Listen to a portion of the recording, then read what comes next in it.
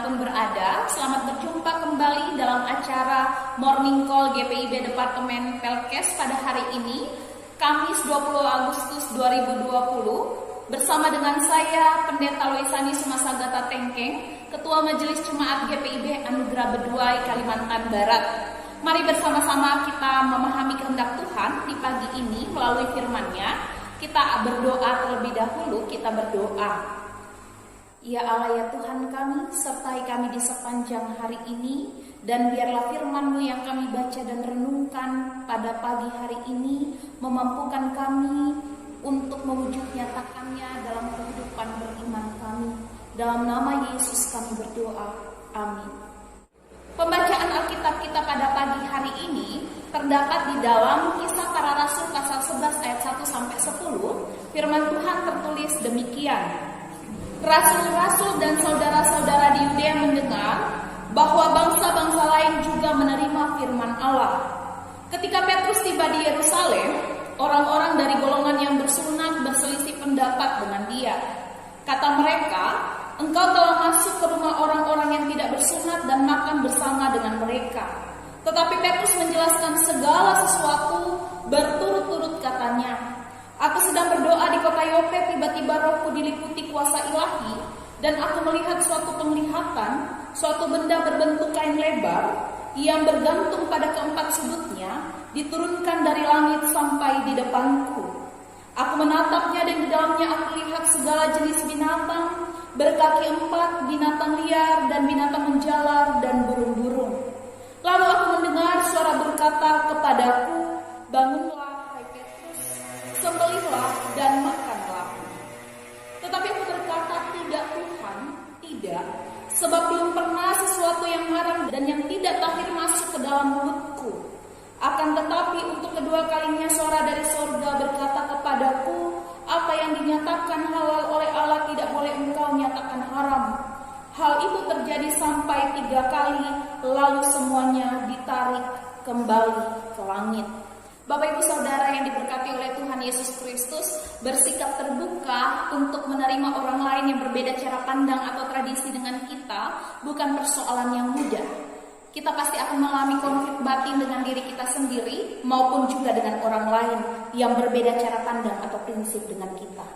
Hal inilah yang kemudian menjadi pergumulan dari Petrus ketika ia tiba di Yerusalem.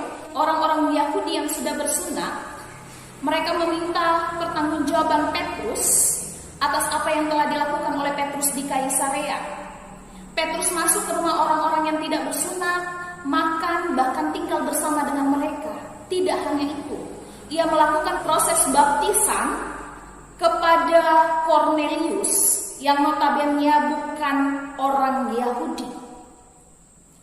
Sikap yang dilakukan oleh Petrus ini menurut orang Yahudi itu melanggar tatanan kehidupan beragama, melanggar tradisi atau hukum yang berlaku.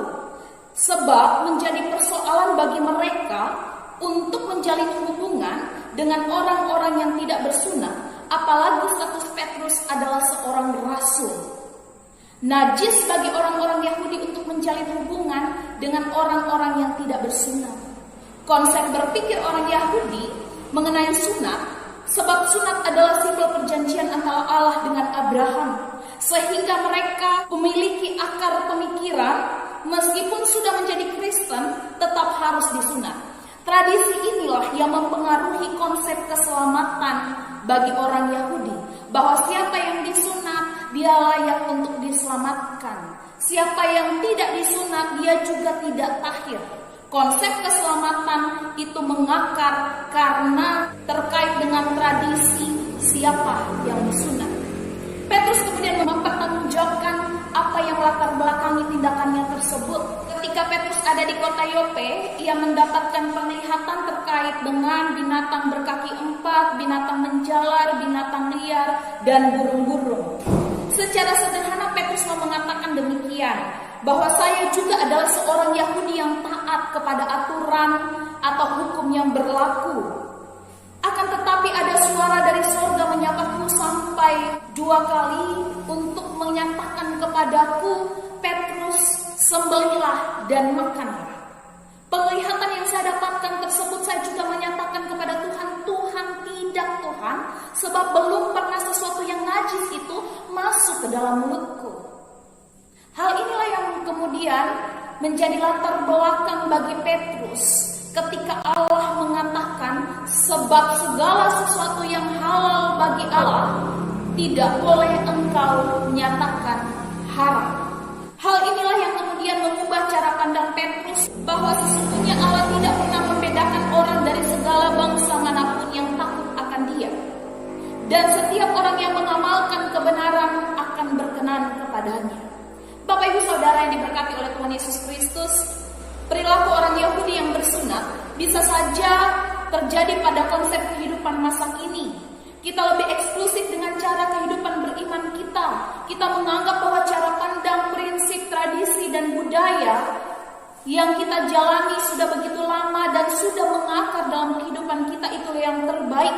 Sehingga kemudian menjadikan diri kita anti terhadap perubahan-perubahan yang terjadi. Kita anti terhadap perbedaan dengan sesama kita. Belajarlah dari pengalaman Petrus. Mari bersama kita mau terbuka untuk dibarui, sebab bisa saja perubahan yang terjadi itu adalah kehendak Allah yang Tuhan nyatakan dalam kehidupan beriman kita untuk kita taati.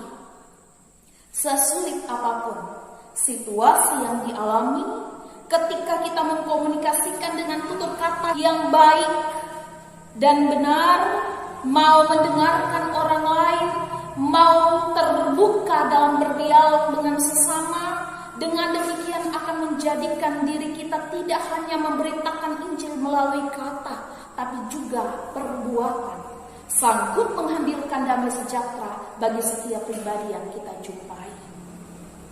Bapak Ibu Saudara, demikianlah firman yang kita dengarkan pada pagi hari ini.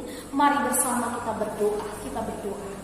Ya Allah ya Tuhan kami, berilah kami hati terbuka untuk memahami kehendak-Mu, serta karuniakan kami hikmat untuk dapat berkomunikasi secara baik dan benar dalam tutur kata kami maupun tindakan kami dikuasai oleh Roh Kudus Tuhan, sehingga menghadirkan damai sejahtera bagi setiap pribadi yang kami jumpai.